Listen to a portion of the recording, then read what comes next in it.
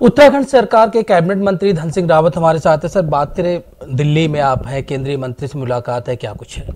देखिए, मैं आज माननीय रक्षा मंत्री माननीय राजनाथ जी से भेंट हुई है और भेंट इस परिप्रेक्ष्य में हुई है कि 1 अक्टूबर को जो पेशावर कांड के नायक हमारे वीर चंद्र सिंह गढ़वाली जी, उनकी पुण्यतिथि है। हमारी सरकार ने एक उनके गांव में एक भव्य स्मारक बनाया है, उनकी मूर्ति का भी उस दिन अनावरण होगा। और आज मैं ऑफिशियली ये आया था कि उनको निमंत्रण देने आया था। उसमें हम रक्षा मंत्री जी को बुला रहे हैं, रक्षा राज्य मंत्री जी को बुला रहे हैं, हमारे मुख्यमंत्री जी उसमें रहेंगे और एक भव्य आयोजन वहाँ किया जाएगा। क्योंकि गढ़वाली जी ने स्वतंत्रता आंदोलन के लिए बहुत बड़ा काम किया, देश की रक्षा के लिए। और अंग्रेज़ों के खिलाफ अगर उन्होंने बहुत बिगुल बिगुल समय बजाया था, तो मैं कह सकता हूँ कि हमारे राज्य में उनके प्रति लोगों की बड़ी अगाध श्रद्धा भी है। और चूंकि देश के रक्षा मंत्री जो इस कार्यक्रम में आएंगे तो एक बड़ा माइलेज उनको मिलने वाला है।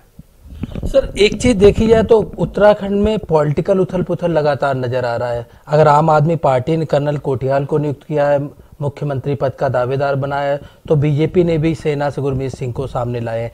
क्या लगता है कि 2022 के चुनाव को लेकर ये रणनीति है? हालांकि अभी तक गवर्नर ने शपथ नहीं ली है। देखिए, मैं ये कह सकता हूँ कि उत्तराखंड में भारतीय जनता पार्टी पूर्ण बहुमत की सरकार फिर बनाएगी।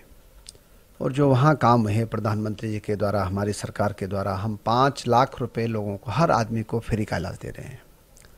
हमारे यहाँ घर घर उज्ज्वला के कनेक्शन पहुँच गए हैं, घर घर शौचालय बन गए हैं। 4 धाम कनेक्टिविटी की रोड हमारे यहाँ भारतमाला प्रोजेक्ट में बन रही है। स्वच्छ गंगा अभियान का बहुत बड़ा काम हमारे राज्य में चल रहा है। हमारे यहाँ ट्रेन कनेक्टिविटी से जोड़ा जा रहा है। तो प्रधानमंत्री जी का बहुत बड़ा आशीर्वाद हमारे राज्य के लिए है। और हमारे राज्य में भी हम किसानों को 0% पे ऋण दे रहे हैं। और जो मैं सिनेरियो देख रहा हूँ पूरे प्रदेश में कि लोग प्रधानमंत्री जी के विकास की योजनाओं के साथ बीजेपी से जुड़ना चाहते हैं। तो कई लोग भारतीय जनता पार्टी में आ रहे हैं। और मैं कह सकता हूँ कि यहाँ तो आप लोगों को अभी खाली 2 ही विधायक दिखे होंगे दिल्ली में, लेकिन निचले स्तर पे हजारों लोग भारतीय जनता पार्टी में शामिल हुए हैं। किशोर उपाध्याय को लेकर भी अटकलें लगाई जा रही कि बीजेपी में शामिल हो सकते हैं। ये भी कहा जा रहा है, कुछ दिन पहले मुख्यमंत्री के साथ भी उनकी बैठक हुई है। अब देखिए, ऐसा है कि अगर कांग्रेस में अगर कोई घुटन में है, कोई उसकी सुनाई नहीं देती है किसी की भी, वहाँ लोकतंत्र लगभग 0 हो गया है। हमारे यहाँ तो लोकतांत्रिक पार्टी है, हमारे यहाँ हर स्तर पे कार्यकर्ता की सुनी जाती है।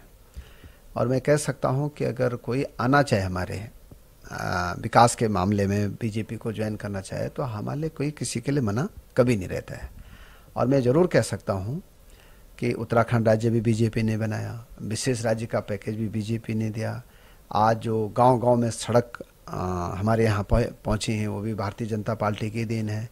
आज हम हर ब्लॉक में 1-1 कॉलेज हमने खोले हैं। आज वैक्सीनेशन का काम हमारे यहाँ पूरे देश में, हम देश के दूसरे तीसरे स्थान पे हैं।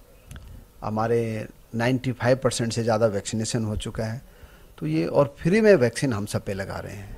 तो मैं कह सकता हूँ कि हमारे राज्य में बहुत तेज़ी से जो है काम चल रहा है। और हमारा प्रयास है, हमारी सरकार का, कि हम अग्रणी देश के राज्यों में उत्तराखंड को लाना चाहते हैं। प्रधानमंत्री का आपने बात की, कोरोना की 3rd वेव की बात की जा रही है। उत्तराखंड की तैयारियों की बात करें तो किस तरह से आप देखते हैं, किस तरह की तैयारियाँ? देखिए, उत्तराखंड में हम जो संभावित तीसरी लहर है उसके लिए सरकार ने पूरी तैयारियां कर दी हैं। और लगभग 38 से लेकर 40 लाख बच्चे हमारे यहाँ ऐसे हैं जो कि 0 से लेकर 18 साल के हैं।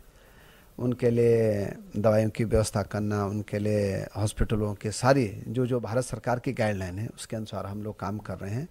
और मैं कह सकता हूँ कि हमारी तैयारी पूरी है और जनता के सहयोग से हम तीसरी लहर को लड़ने के लिए भी तैयार हैं।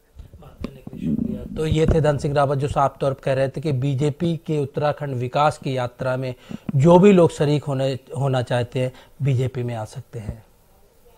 कैमरामैन दीपक शर्मा के साथ अमित दुबे, के न्यूज, दिल्ली। आपके पास लौटेंगे, लेकिन उससे पहले लेंगे एक छोटा